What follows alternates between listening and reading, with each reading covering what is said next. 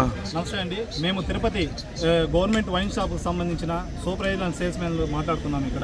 ఇక్కడ మా యొక్క సమస్య ఏంటంటే మెయిన్ మాకు ఉద్యోగ భద్రత కావాలి. మా కుటుంబాలు 15,000 మంది ఉన్నారండి ఇందులో స్టాఫ్. ఇప్పుడు గవర్నమెంట్ కొత్త పాలసీ అంటున్నారు, అది ప్రైవేటా గవర్నమెంట్ అనేది మాకు తెలియడం లేదు. కాబట్టి ఈ 15,000 మంది కుటుంబాలు ఎక్కడ రోడ్డును పడతాయనేసి మేము డిప్యూటీ సార్ని కలవడానికి వచ్చాము. సార్కి మా యొక్క రిప్రజెంటేటివ్ లెటర్ ఇవ్వడం జరిగింది. మా సమస్య మీద సారు సానుకూలంగా స్పందించి మీకు న్యాయం చేస్తామని చెప్పారు. ఇప్పుడు మేము ఇక్కడ నుంచి నారా చంద్రబాబు నాయుడు గారు కానీ, లోకేష్ గారు కానీ, Kollu Ravindra excise minister sir కానీ అందరికీ మనం రిప్రజెంటేటివ్ ఇవ్వడం జరిగింది. దయ ఉంచి చెప్తున్నాం సార్, మా యొక్క బతుకుల్ని ఆలోచించండి. 15,000 మంది కుటుంబాలు, మీరు ఏ యొక్క నిర్ణయం తీసుకున్నా మాకు సమ్మతమే.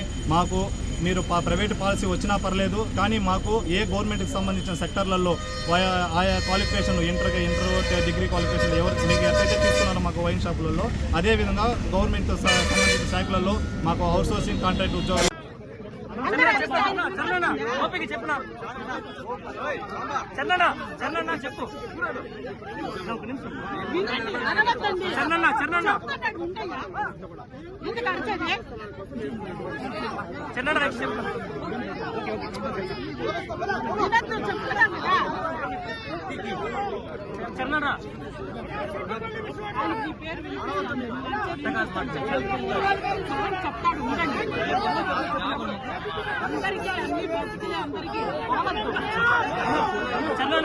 చెప్పు.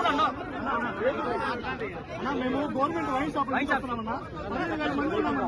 ఇప్పుడు గవర్నమెంట్ కొత్త పాలసీ అంటున్నారు. ఆ పాలసీ మాకు ప్రైవేట్ అయినా గవర్నమెంట్ అయినా కూడా పర్లేదు, కానీ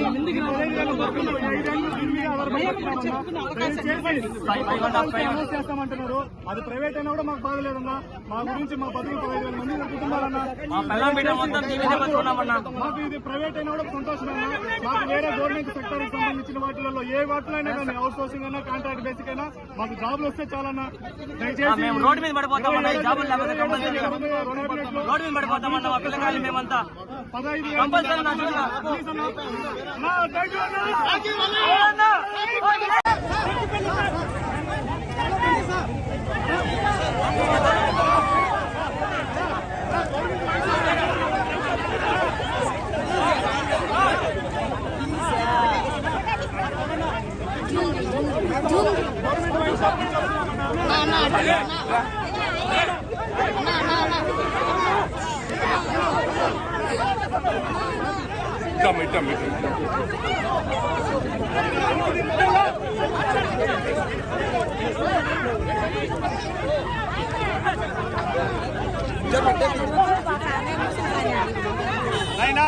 తమ్ముడు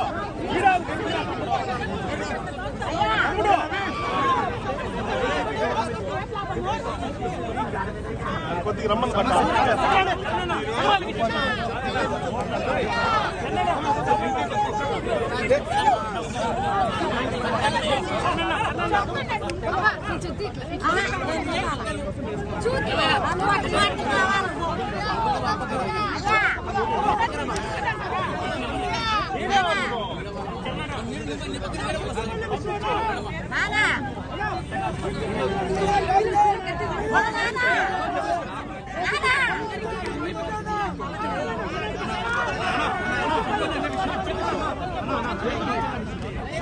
గవర్నమెంట్ వైన్ షాపులు తీసుకొస్తున్నామన్నా.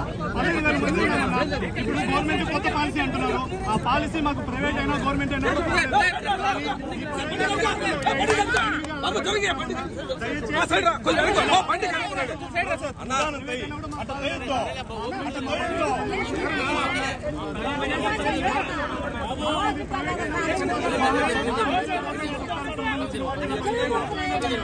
బండి జరుగుతున్నా బండి పెట్టుకో బండి పెట్టుకొని క్యాప్ అన్నా